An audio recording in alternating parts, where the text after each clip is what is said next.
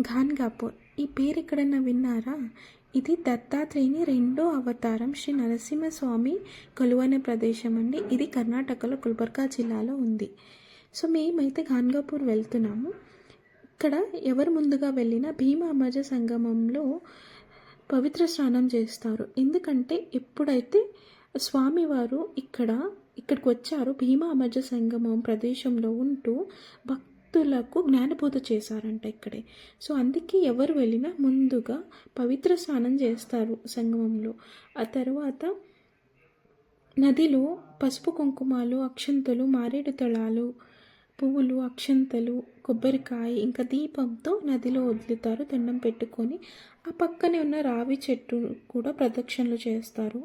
ఇంకా ముడుపున్న వాళ్ళు అక్కడే కట్టుకుంటారు. ఇంకా గుడి లోపలికి వెళ్తూనే ఇక్కడ మెయిన్ దత్తాత్రేయుని మహిమ ఏమంటే, ఎవరికైతే మానసిక ప్రాణాంతక వ్యాధులు ఉంటాయో, వ్యాధులతో వస్తారో అక్కడికి, అవి విముక్తి కలిగిస్తారంట ఆ స్వామి. ఏంటంటే ఎప్పుడైతే స్వామివారు మఠంలోకి వచ్చారో అక్కడ ఒక రాగి చెట్టు ఉంది. దానిపైన బ్రహ్మ రాక్షసుడు కొలువై ఉండేవాడంట. సో ఎప్పుడైతే తను వచ్చారో అక్కడ బ్రహ్మ రాక్షసునికి విముక్తి కలిగించారు.